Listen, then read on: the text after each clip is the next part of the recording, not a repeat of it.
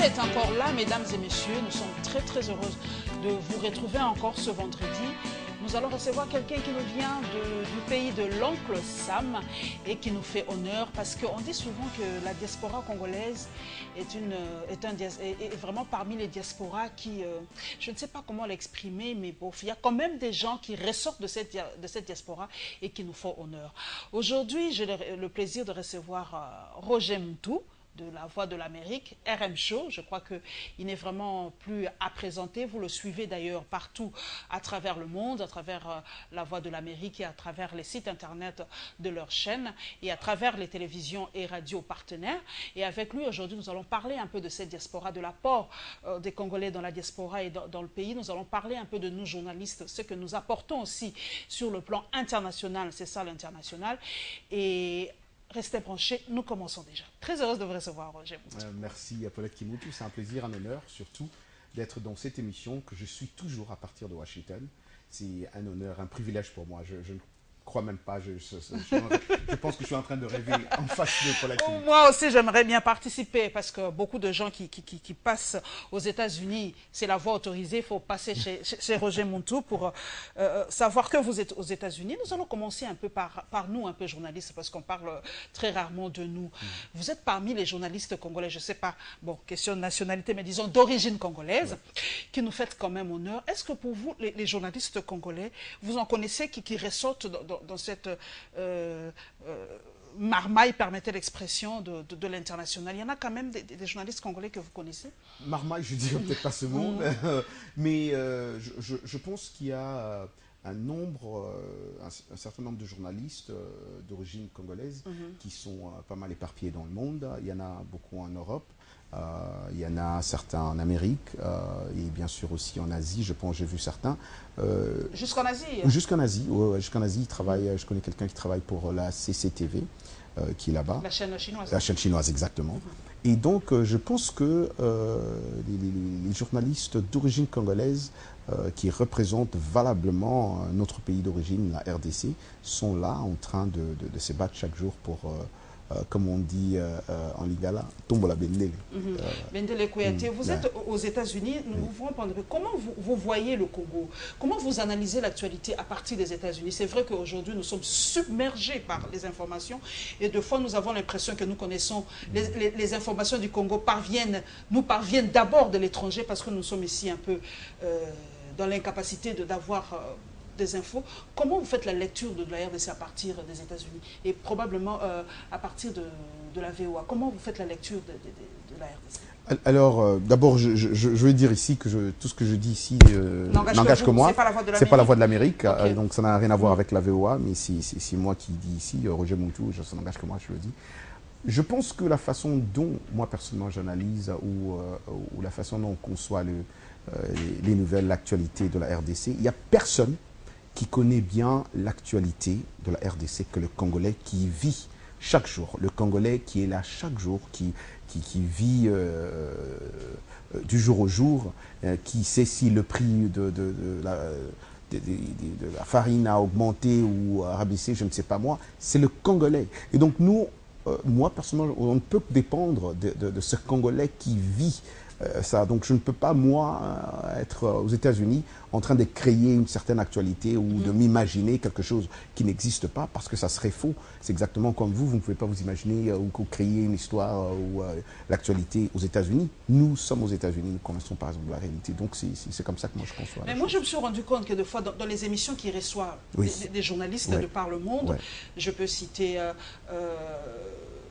Afrique Presse, par exemple, sur TV5 et même d'autres émissions, on ne sent pas la présence des journalistes congolais. Il y a d'autres journalistes qui parlent de la RDC, mais pas les journalistes. Pourquoi les journalistes congolais ne veulent pas, c'est peut-être une impression, participer à ces genres d'émissions pour parler de la RDC? Surtout quand il s'agit de la RDC, c'est d'autres journalistes qui parlent de nous. Vous n'avez pas cette impression? Non, c'est un très bon point. C'est un très bon point, Paulette Kimoutou. Et je suis un peu d'accord avec vous. J'ai vu aussi des émissions pareilles où on parle de la RDC sans qu'il y ait les ressortissants, journalistes même, qui connaissent la réalité de ce pays.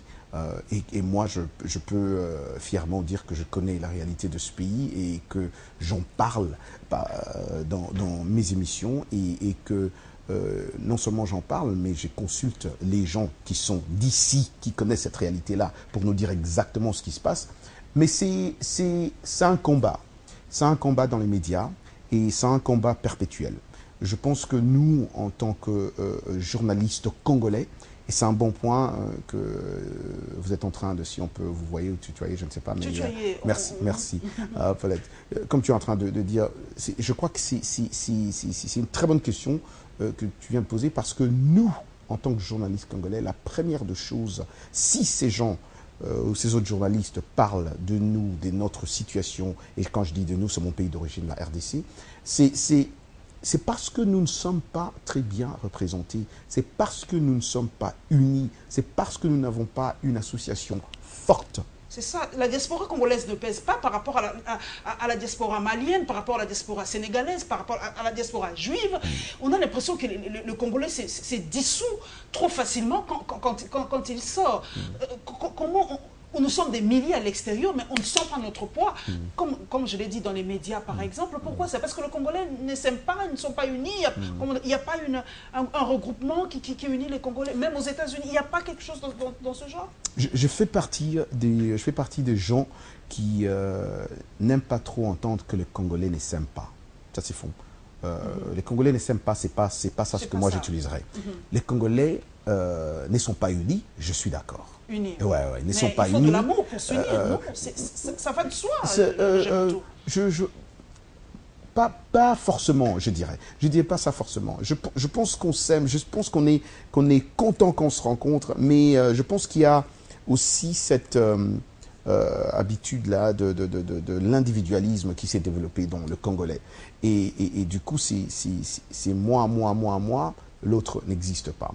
Et cela crée, c'est pourquoi je dis je suis d'accord, c'est vrai, je suis d'accord qu'il faut l'amour, c'est pas que j'ai dit ouais c'est vrai un peu, mais pas nécessairement. Je pense que l'amour est là, on doit juste vivre cet amour-là, on doit partager cet amour-là, on doit prendre conscience de cet amour-là, on doit laisser nos cœurs parler. Moi, par exemple, Paulette Kimuntu, j'aime le Congolais. Est-ce que les gens disent j'aime le Congo, mais on parle des Congolais. Est-ce que Roger Montou, je vous attaque personnellement, est-ce que Roger Montou aide les Congolais, par exemple, qui débarquent aux États-Unis? Vous avez vu comment les Latinos font. Les Latinos s'entraident.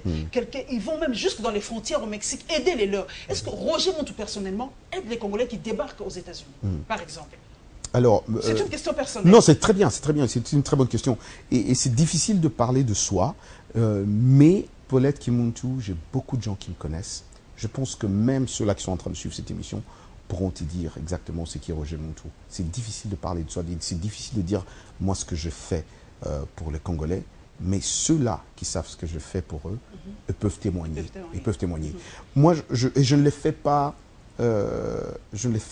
avec un esprit ou un espoir de retour non, mais c'est parce que quand je vois un Congolais ou une Congolaise, pour moi, automatiquement, c'est un frère, c'est une sœur. Si je peux, dans mes moyens, faire quelque chose pour ce Congolais ou cette Congolaise-là, je le fais sans penser à recevoir quelque chose de retour. C'est automatique, c'est inné, c'est normal, c'est comme ça. Et l'Américain est comme ça aussi. L'Américain est comme ça. L'Américain, c'est comme ça. Quand il est dans un autre pays, quand on voit un autre Américain, ils sont soudés. Ils sont comme ça. Alors, je ne sais pas si j'ai développé cela en passant toutes ces années que j'ai passées aux États-Unis, mais je suis comme ça, personnellement. Et comme je dis, c'est difficile de parler de soi, mais je me connais. Donc, du coup, comme c'est une question personnelle, je te dis, Paulette Kimuntu, que moi, c'est comme ça que je suis.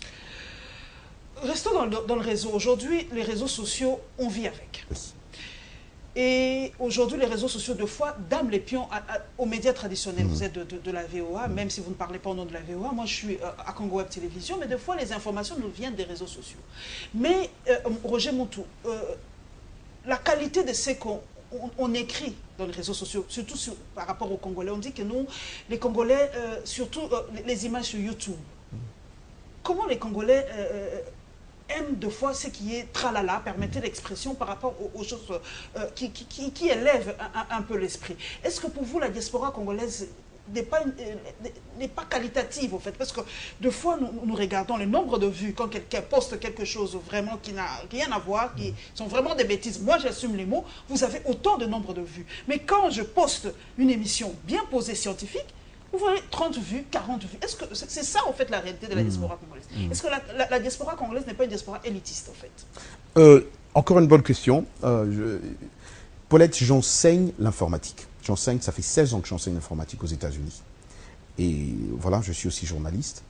Donc, ce que j'ai dit à mes élèves chaque année, avant de commencer cette leçon d'informatique, je leur dis, écoutez les amis, faites attention. C'est comme ça que je commence mes leçons. Je ne commence pas sans leur dire ce que je vais te dire là en ce moment. Faites attention à tout ce que vous mettez sur les réseaux sociaux. Faites attention à tout ce que vous écrivez, toutes sortes de vidéos que vous mettez. Faites attention, réfléchissez plus de 7 fois. Comme la Bible dit, 7 fois, fois 60. Réfléchissez avant de mettre tout ce que vous allez mettre là. Et c'est comme ça qu'on commence l'année avec mes élèves. Quand j'étais à l'IFASIC, où j'ai parlé aux étudiants aussi à l'IFASIC, je leur ai dit exactement la même chose. J'ai dit, chers collègues, faites attention à tout ce que vous postez. Réfléchissez avant de poster quelque chose. Alors, en parlant de cette diaspora congolaise, ou les Congolais, ou tout ce qu'on lit, ou tout ce qu'on regarde sur les réseaux sociaux, je pense que ça n'engage que. La liberté aujourd'hui, c'est que oui, tout le monde peut écrire n'importe quoi sur les réseaux sociaux, tout le monde peut poster n'importe quoi. C'est ça la liberté. C'est aussi une certaine liberté d'expression, c'est une liberté de dire ce que tu penses ou comment tu vois les choses. Mais non, la personne qui regarde, la personne qui suit, la personne qui est en train de lire ce que tu as écrit aussi, cette personne doit savoir juger, doit avoir un certain jugement. Donc du coup, je ne peux pas voir un titre là où on dit « Paulette Kimuntu a volé le porte-monnaie de Roger Montou ». Et du coup, je crois à ça automatiquement. Et je prends ça comme parole d'évangile et je me mets à diffuser ça partout. Je commence à appeler tout le monde. Vous savez, vous avez entendu ce qui s'est passé? Paulette a volé. Mais c'est ça un peu le Congolais, des informations un peu comme ça. C'est ça qui alimente les réseaux sociaux, surtout par rapport à la diaspora congolaise. Mais alors je pense aussi que je ne pense pas que c'est seulement le Congolais. L'humain aime tout ce qui est... comment je dirais? Trash, comment dire? Je ne sais pas si je dirais trash, c'est encore vivant. Vulgaire peut-être. Oui, c'est ça, trash. Ouais. On ne peut pas utiliser le mot vulgaire, mais ton trash, c'est le trash. Oui, c'est tout ce qui est sensationnel, je veux dire. Tu vois, tout ce qui est, tout ce qui est normal, non. Et même aux États-Unis, on a des émissions pareilles. On a une émission. On a peut-être notre vision. Mais c'est ce que j'ai dit. On a une émission qu'on appelle, que tout Américain connaît, c'est Jerry Springer. Je ne sais pas si on a entendu parler. Mais Jerry Springer, c'est un monsieur qui fait des émissions. Mais c'est une émission qui marche comme pas deux. Une grande émission, Jerry Springer Show. Le Jerry Springer Show, c'était une émission où il y a des gens qui viennent, deux amis qui viennent, et il dit voilà, il est sorti avec ma copine, oh tu ne savais pas? Attends, on va appeler maintenant la copine. Et la copine sort. Un peu, ça va se savoir. Exactement, un peu ça dans le sens, ça va se savoir. Alors, les gens aiment ça. Les gens veulent... C'est un peu la même chose aujourd'hui quand on parle de cette... C'est un peu le show. C'est un peu le show. C'est un peu le show. Ouais. Mais quand Paulette et Roger sont en train de parler de l'éducation, de comment avoir des bourses, personne, c'est ça un peu qui me choque dans cette histoire. Ouais, la force de l'Internet, c'est vrai qu'aujourd'hui, il y a une multitude, c'est la liberté d'expression, vous l'avez dit, il y a une multitude de sites, une multitude de comptes Facebook, une multitude de comptes sur YouTube. Mais pourquoi les Congolais, par exemple, ne peuvent pas, Roger Montou, focaliser toutes ces énergies et créer une grande chaîne, même sur YouTube, même sur Internet, pour focaliser les énergies et parler de la RDC, par exemple, parce que chacun, il va de son côté, on s'y perd un peu, surtout sur le plan international. Je pense que l'union fait la force, comme on dit, et quelqu'un doit commencer, une personne doit commencer, et je pense que ce que tu es en train de faire là, tu es en train de commencer, peut-être que les gens qui sont en train de nous suivre maintenant, ils disent, waouh, c'est vrai, mais quelqu'un doit commencer. Hier, j'ai participé à un forum des artistes congolais, j'y étais, et j'ai vu que les artistes, musiciens, comédiens, peintres, écrivains, tout le monde était là pour parler de leurs problèmes. ils en ont marre de leur situation. Et ils étaient ensemble pour dire non, assez, c'est assez, fini. Il y avait même des journalistes culturels que j'ai vus là-bas, que j'ai interviewés. C'est comme ça a commencé quelque chose. J'ai interviewé ces jeunes-là, et certains m'ont dit comment ils ont commencé. C'était sur les réseaux sociaux, ils ont commencé à s'écrire, voilà les amis, cotisons. Mais c'est comme ça, c'est un mouvement qui commence. J'espère qu'on va arriver là, parce que c'est ce qu'on doit faire, c'est ce qu'on doit. On doit être unis en tant que journaliste. J'ai dit toujours aux élèves à l'école de journalisme partout dans le monde, je leur dis, Roger Montou n'est pas mieux que vous, et vous n'êtes pas mieux que Roger Montou. Nous sommes tous dans le même bain, on partage tous, et on apprend de chacun. Donc on doit être unis pour savoir c'est quoi nos problèmes, qu'est-ce qu'on peut faire, comment Roger Montou peut vous aider, comment vous pouvez aider Roger Montou, comment Roger peut aider Paulette Kimontou, comment Paulette Kimontou peut aider Roger. Je ne suis pas mieux que Paulette Kimontou. Moi, je suis les émissions de Paulette Kimontou à partir des États-Unis. J'apprends beaucoup, beaucoup, beaucoup. Et donc, cela montre déjà à quel point on peut partager et on peut un jour... Voilà, exactement. Revenons au blog. On répond souvent à la diaspora congolaise, que les Congolais en général, que ce soit ici en République démocratique ou en extérieur, ne sont pas trop blogueurs. C'est vrai? Il n'y a pas trop de blogueurs congolais? Je pense qu'il y a beaucoup de blogueurs congolais qui ne sont pas connus. Et la raison pour laquelle Paulette Kimontou ne sont pas connus, c'est aussi parce que ces Congolais vivent dans d'autres pays où aussi on parle d'autres langues. Il y a beaucoup de blogueurs aussi d'origine congolaise qui sont aux États-Unis. Beaucoup de gens qui écrivent, souvent en anglais, sur leur pays, sur la situation. Il y en a en Allemagne, il y en a à Londres. Il y a ces blogueurs-là, mais ils ne sont pas connus parce que, oui, évidemment, ils écrivent dans d'autres langues. Et du coup, chez nous au Congo, on ne parle pas, on parle que français. Je n'ai pas encore bien vu les blogueurs en lingala, par exemple, mais on a besoin de tout ça. Et ayant un grand nombre de gens qui parlent lingala, je pense qu'il est plus que temps d'avoir aussi des blogueurs. D'abord, expliquez c'est quoi un blog, parce que peut-être les gens ne vont pas comprendre. C'est quoi un blog? Alors un blog, c'est comme un site internet. Parce qu'on m'a conseillé, moi, d'avoir un blog, parce que personnellement, oh, mais ça serait super. On m'a dit d'avoir un blog, mais je ne sais pas comment ça se passe. Peut-être que j'aurais... Non, j'apprends aussi. Non, mais ça, d'ailleurs... On m'a dit que je suis déjà un peu blogueur. Oh, ouais, c'est vrai. Je pense que celui qui vous a dit ça vous adore. Et ça, c'est tellement vrai. Ce que cette personne-là vous a dit. Parce que Paulette Kimontou écrit souvent, écrit très bien, sur Facebook, sur Instagram, analyse des choses, la situation politique, culturelle, qu'en sais-je.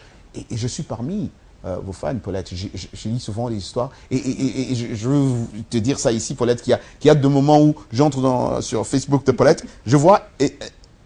une nouvelle qui se passe chez nous aux États-Unis. Je dis, oh, Paulette, ah bon? Et du coup, je fais des recherches, mais je suis là. Et je n'étais pas au courant. Sérieux. Et c'est comme, je me suis réveillé un matin, et ça c'était vraiment récent, je vois Paulette Kimontou qui poste sur Facebook sur les mariages de prince et de la princesse. Meghan. Mais voilà, Meghan. Mais du coup, je me suis dit, oh mon Dieu, et j'ai appris beaucoup de choses là-dessus. Tu vois? Et moi, je suis aux États-Unis.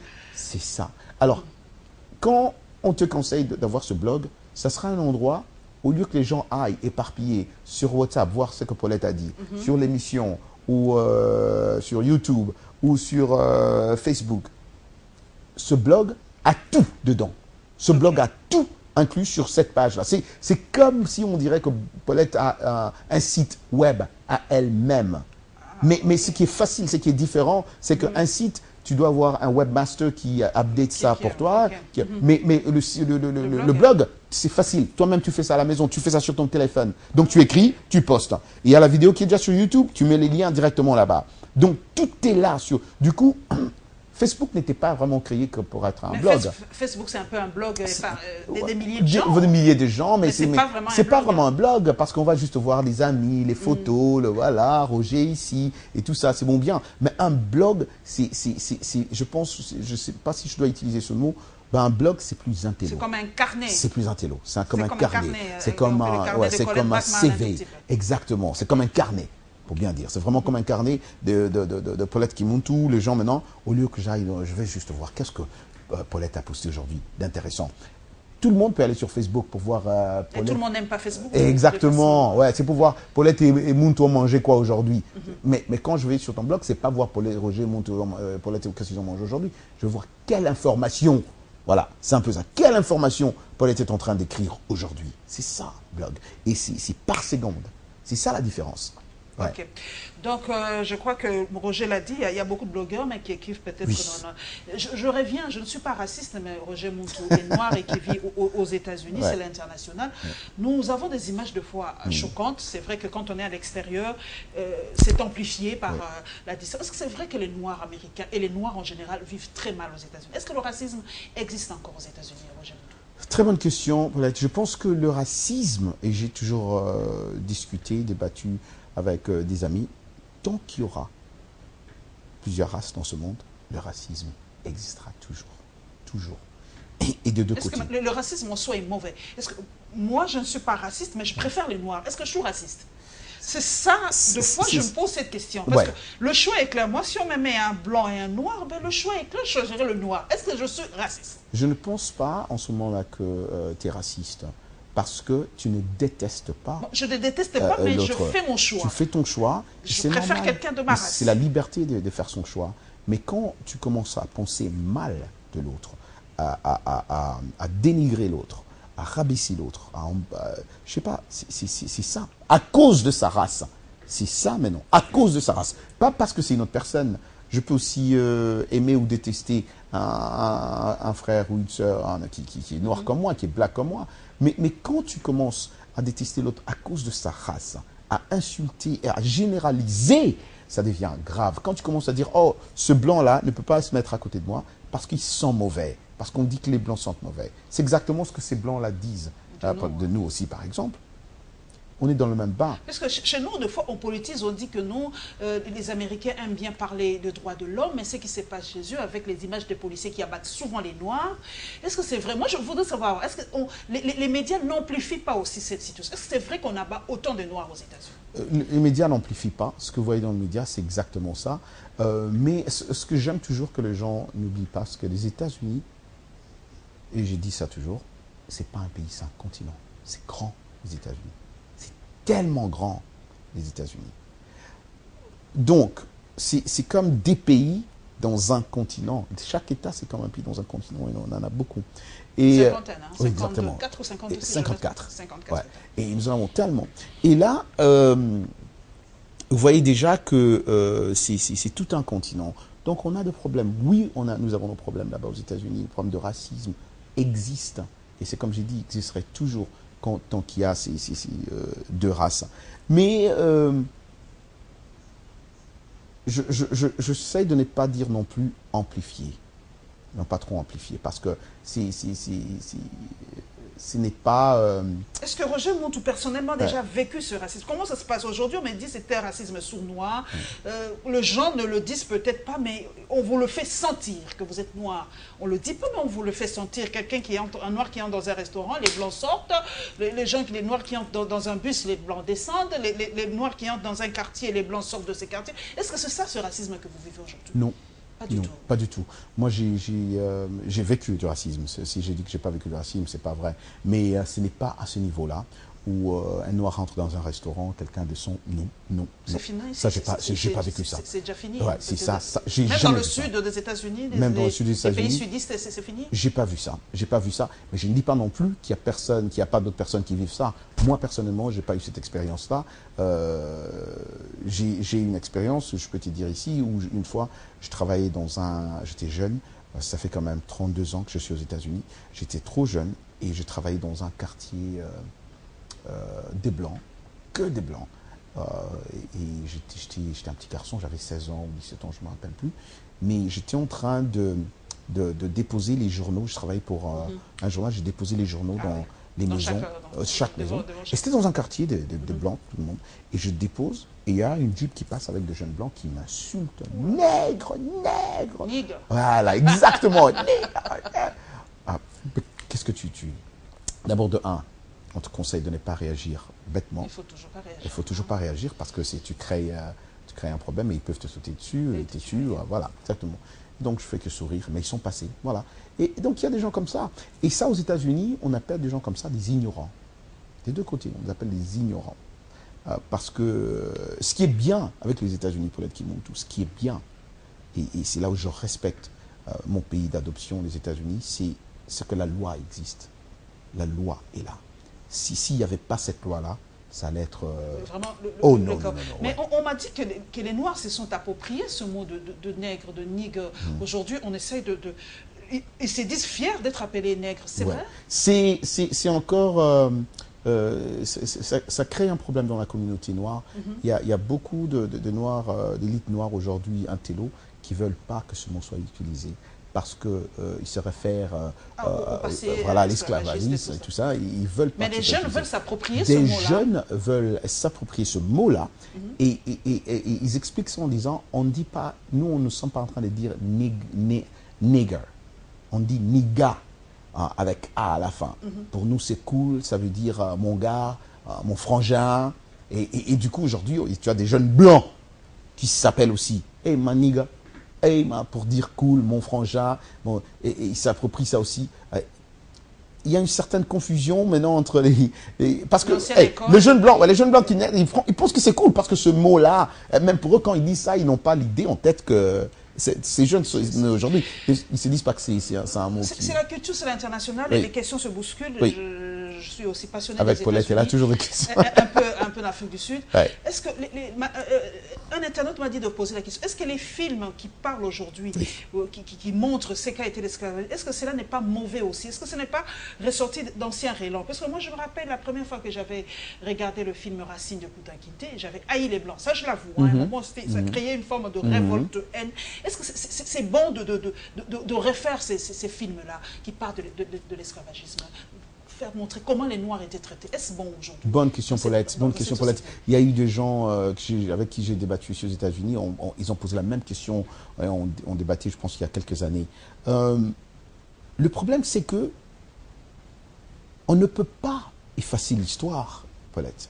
On ne peut pas brûler les livres qui ont écrit aussi ces histoires. Si on ne peut pas regarder ce film, donc on doit aussi ne plus écrire ces livres. Et cela, déjà, encore une fois, notre constitution, d'abord parle de la liberté d'expression. C'est ça la liberté d'expression. Vous exagérez avec votre liberté. La liberté de porter des armes aux États-Unis, c'est ça qui pose des problèmes. On en parlera aussi, on en parlera aussi. Mais déjà, la liberté de porter des armes, c'est quand même des armes qui tuent, mais quand même. Mais parlons d'abord de ces films-là.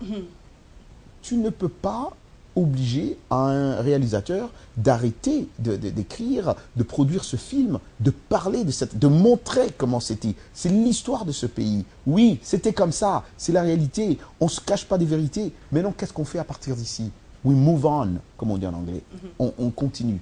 On se demande pardon, on continue. Ça ne peut plus exister. Regardez comment on vivait avant. C'est vrai, quand tu dis que tu as regardé ce film comment c'est Kunta Kinte, n'est-ce pas? Racine, exactement. Quand tu vois ce film, tu te dis, même nous tous, hein, même moi, je me rappelle ce film, nous tous, c'était waouh, c'était comme ça. Mais maintenant, on sait comment c'était.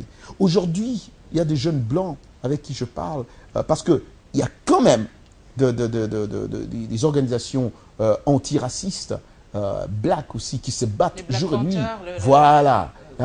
Exactement, une histoire comme ça. Il y en a beaucoup aujourd'hui, des femmes qui se battent pour que le noir, l'afro-américain, le noir en général, soit complètement, totalement libre. C'est un combat perpétuel. On ne peut pas arrêter. C'est pourquoi c'est vrai. Est-ce qu'il n'y a pas eu un recul aux États-Unis quand je vois la situation aujourd'hui par rapport à Martin Luther King et aujourd'hui? Il n'y a pas une sorte de recul? J'ai l'impression que c'est un recul des droits des Noirs aux États-Unis. Moi, je pense que l'informatique a beaucoup changé les choses.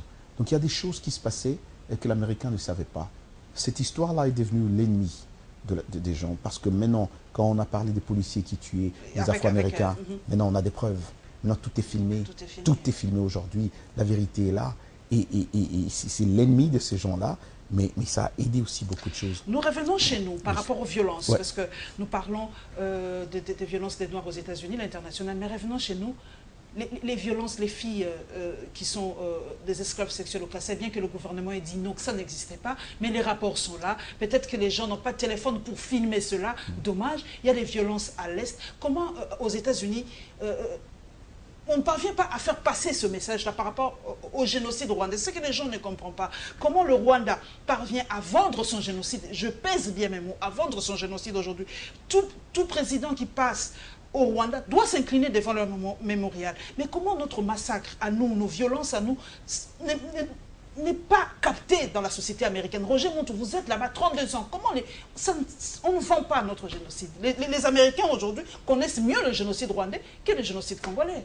Alors, quand vous parlez de ce génocide-là, vous avez dit que les Rwandais, ils vendent bien leur génocide aux internationaux.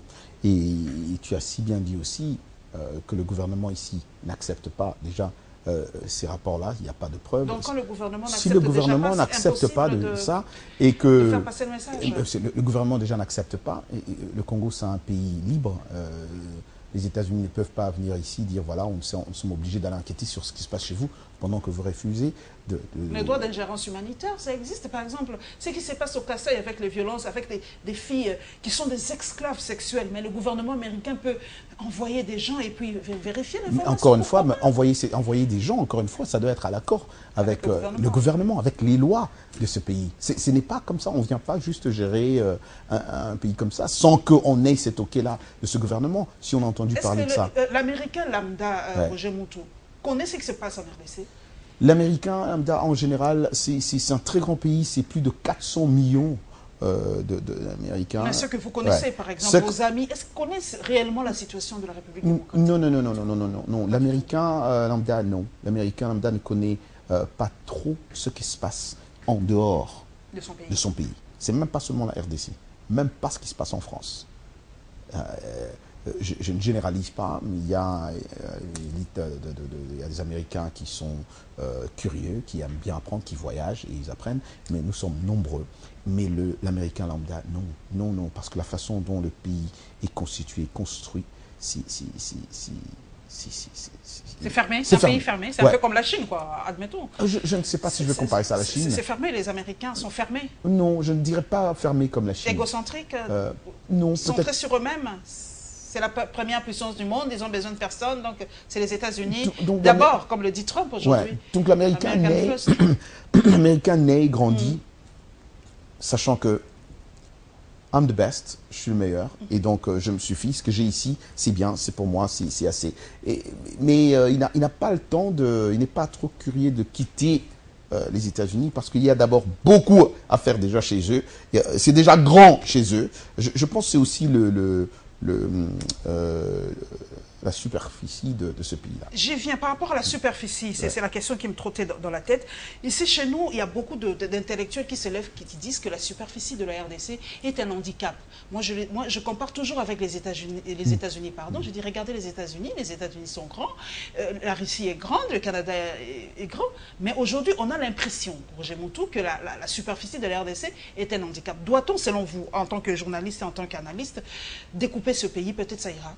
La RDC est trop grande et on ne parvient pas ceux qui sont nos dirigeants ne parviennent pas à maîtriser toute la superficie de la RDC. Mon point de vue à ce sujet, Paulette, c'est que quand vous comparez ou quand tu compares la superficie de la RDC ou à la Chine ou aux États-Unis, c'est incomparable dans le sens où les États-Unis, la façon dont ce pays-là est disséqué et constitué, c'est que dans chaque État fonctionne indépendamment. C'est ce qu'il nous faut, selon vous? Moi, je pense que c'est ça. C'est ce qu'il nous faut, que chaque province fonctionne. Exactement, ça devait être auto-suffisante. En tout cas, chaque ville devait s'y suffire et produire, et utiliser d'abord les ressources de cette ville-là. Parce que, aujourd'hui, à Kinshasa, plus de 14 ou 15 millions, parce que ces gens, ils sont en train de venir d'où? De villages, de leur ville, de leur région, parce qu'ils se disent que là-bas, je trouverai un boulot, là-bas, c'est mieux, là-bas. Mais c'est faux parce qu'on peut créer du travail dans des régions, parce qu'on peut créer des industries dans des régions, parce qu'on peut avoir des taxis comme on les a ici. On doit créer Mais aux États-Unis, Roger, il y a quand même des États plus riches que les autres, quand même. La Californie, je donne un exemple, est peut-être plus riche que le Massachusetts, non? C'est vrai, exactement. Il n'y a pas de...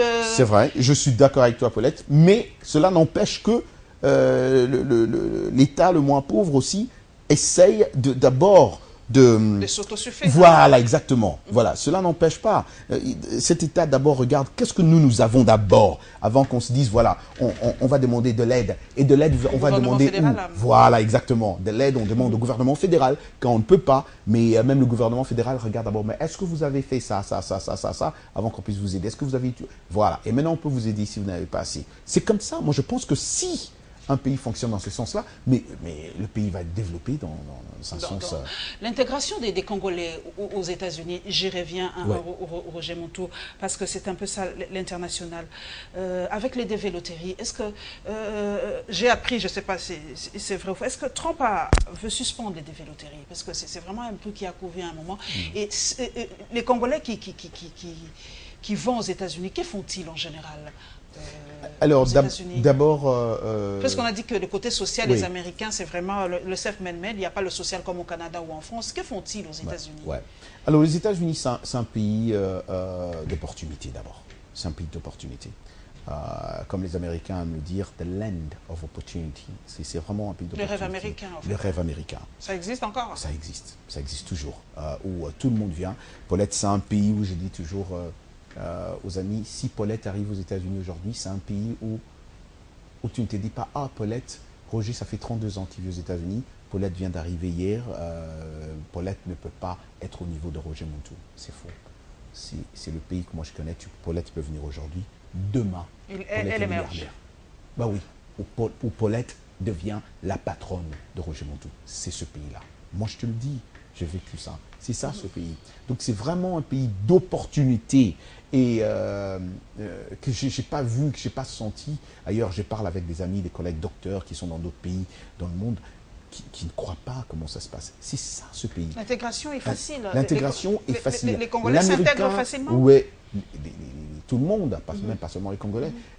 Mais ce Congolais ou cette personne-là qui s'intègre facilement doit être prête, cette personne doit être prête à accepter aussi la culture, à embrasser les cultures, à s'intégrer facilement. Parce que le pays ne t'accepte pas si toi-même tu n'es pas prête. C'est ça le problème. Les États-Unis ont une certaine culture, les Américains ont leur fête nationale, exactement, ils ont leur nationale, exactement, ils ont leur culture à eux, qu'on doit comprendre quand on vient dans un pays. Leur football, exactement. Il faut comprendre ça pour être ancré, pour être dans leur culture, pour nager dans leur culture. Et c'est ce qui est important. L'Américain, quand tu es comme ça, il t'accepte facilement. Et tu fais ta vie. Et tu te débrouilles. Et tu vas à l'école, tu travailles, tu trouves du boulot. Nous avons plusieurs accents. On a des gens qui viennent de partout dans le monde. Et on comprend. L'Américain, tu parles, il s'en fout de ton accent. Il sait que c'est un pays d'émigrants. De tous on vient, là on se rencontre. Et que tu parles mieux que moi ou pas, c'est pas ça le problème. Mais qu'est-ce que tu fais dans ton boulot pour progresser? C'est ça. Donc les Congolais qui viennent là-bas, même avec Divi, loterie, tout ça, ce sont des Congolais qui viennent d'abord, je pense que le règlement demande à ce que les gens aient leur diplôme d'État. Et c'est comme ça que... Revenons à notre métier de journaliste avec les réseaux Internet. Roger Montou, aujourd'hui nous sommes... L'information qui se passe en RDC est connue à la vitesse de la lumière aux États-Unis. Et j'aimerais savoir, que conseillerez-vous à ces jeunes, surtout vous avez fait l'IFACI, moi je reviens, que conseillerez-vous à ces jeunes qui veulent se lancer dans ce métier de journaliste par rapport aux réseaux sociaux, par rapport aux blogs, par rapport... pour faire connaître un peu... donner notre image. Quelle est d'abord l'image que l'on a de la RDC? Parce que des fois, quand nous suivons les télés étrangères, on nous montre qu'il y a la famine, comme il y a l'Ebola, il y a la famine, il y a les viols. Jamais quelque chose de beau. On nous montre ça à la télé. Qu'est-ce que vous voulez? Est-ce que les journalistes aujourd'hui doivent vendre le beau, même si c'est faux, pour donner une autre image de son pays? Je ne pense pas qu'il n'y a que du faux. Il y a aussi du beau. Le Congolais ou la Congolaise, c'est une personne très intelligente. C'est une personne pleine de talent. Le problème, c'est que ça me fait mal parce que des fois, on ne se connaît pas. Nous avons le talent. Si un Roger Montou peut être à la Voix de l'Amérique aujourd'hui, moi je pense que c'est parce qu'il est d'abord congolais aussi. Nous avons ce talent-là. Ce talent-là, c'est un talent congolais. Ce n'est pas un talent de Roger Montou, ce n'est pas un talent américain. Non, c'est un talent congolais que nous avons inné. Nous avons à nous. Et je pense que c'est ce qu'on doit montrer aussi au monde, ce que nous avons. Nous avons un beau pays, nous avons un très beau pays. Ça, on peut pas... On a des régions qui sont super, on a des endroits qui sont cool, on a des artistes, on a des journalistes comme Paulette Kimuntu que vous êtes.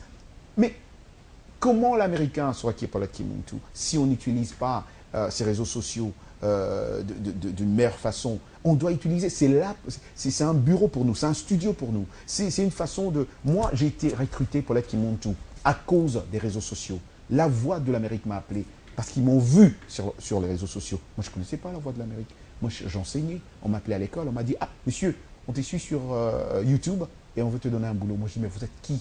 Ils m'ont dit, nous sommes la Voix de l'Amérique. Moi, je dis, vous êtes où? Nous sommes à Washington. J'ai dit, ben, qu'est-ce que vous voulez? Viens, monsieur, si vous pouvez venir vendredi, vous allez passer des interviews avec nous et on va voir si on va vous recruter.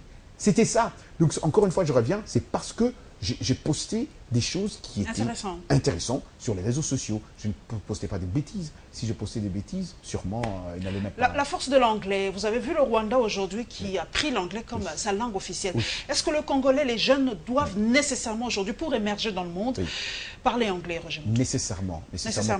J'ai dit ça toujours, et j'ai dit ça encore aux étudiants du FASIC, surtout pour nous les journalistes, nous devons apprendre l'anglais. C'est très intéressant, c'est très important. C'est une langue de business, c'est une langue des affaires, c'est une langue des médias aussi. Et ça nous ouvre les portes. Nous parlons déjà plusieurs langues. De chez nous ici, apprendre l'anglais ne ferait vraiment pas de mal. Est-ce que ça ne peut pas devenir notre deuxième langue officielle? On ne peut pas le faire comme au Rwanda? Ce n'est pas une bonne politique aussi, apprendre l'anglais dès la maternelle, peut-être pour permettre à ces jeunes de parler anglais? Je pense que ça serait une très très bonne chose. Déjà ici, à Kinshasa, au Congo, il y a plusieurs écoles d'anglais. Donc je pense que cela devait encore être renforcé et continuer parce que le monde aujourd'hui, partout où vous allez dans le monde, si on ne parle pas français, l'anglais en tout cas est là. D'abord l'anglais d'abord. Nous sommes en train d'atterrir, une question de curiosité. Y aura-t-il un deuxième président noir aux États-Unis? C'est une question de curiosité. Parce que beaucoup disent qu'Obama a échoué, entre guillemets, qu'Obama a fait rêver beaucoup de Noirs aux États-Unis, mais il n'a pas vraiment fait émerger les Noirs. Même au Kenya, les gens rêvaient. En Afrique, il y a eu beaucoup d'espoir par rapport à Barack Obama. Pour vous, un deuxième président noir, c'est encore possible aux États-Unis? Je dis toujours aux gens, moi, s'il y a un 1, il y a un 2. Il y aura un 3, il y aura un 4. Il y aura un 5, c'est comme ça. Tant qu'il n'y a pas eu de 1, c'est là où on a peur. S'il y a un Congolais à la Voix de l'Amérique... Il y a des gens qui disent qu'il est métis, qui n'est pas forcément noir aussi, si on se met à ce débat-là, n'oublions pas que son papa est Mouswahili. Ça, c'est comme... ça, c'est la vérité. Il a dit lui-même qu'il est kenyan. Ouais, maintenant, on parle d'ailleurs, je pense, il y a quelques semaines, il était au Kenya, t'as vu, avec sa sœur, et tout ça. Donc, ça, ce sont ses racines. Qu'on dise... et une femme présidente des États-Unis, possible? Possible. Et je pense que l'Américain est prêt d'avoir une femme américaine. L'Américain a déjà eu un président noir. L'Américain est prêt de tout. L'Américain veut voir cette personne qui est ambitieuse, cette personne qui est prête à diriger ce pays-là. Et chez nous, en RDC, sûr qu'il y aura une femme présidente? Vous reveriez de voir une femme à la tête de ce pays? Quel est l'apport pour vous quand une femme dirige un pays? Qu'est-ce que ça change? Moi, je rêve de voir un président. Je pense que ça c'est des présidentes, je sais pas. Non, président, femme président. Merci. J'aimerais voir, moi, un président noir en RDC. Femme. Pardon, ouais. Voilà, une femme président en RDC. C'est parce que, aujourd'hui, il ne faut pas qu'on se cache la vérité, c'est que la femme fait tout, même plus, ce que les hommes font. Et c'est ça. On a eu des preuves où en Afrique, au Libéria, quand il y a eu le président, la dame qui était président Johnson, n'est-ce pas? Voilà, exactement. Et je pense qu'il est plus que temps qu'une dame aussi soit président en RDC. Je pense que c'est possible. Peut-être avec la caution de 100 000 $, ça va bloquer beaucoup de femmes. C'est peut-être ça le problème. Ça va bloquer beaucoup de femmes. Exactement. Je crois qu'il y a des ambitions. Mais nous allons terminer. C'est que vous avez fait beaucoup d'années aux États-Unis. Quand même un petit mot en anglais pour ceux qui vous aiment aussi, qui suivront. Un petit mot de la fin en anglais. On va se quitter. Perfect. So I just want to thank you to everybody who follows this show. This is Paulette Kimuntu. She's awesome. She's the greatest. I'm so humbled and honored to be here because she invited me to be here. I love you all. And as I say in my show, the RM Show, peace Africa. Jobless. Voilà. Ça, c'est Roger Montou.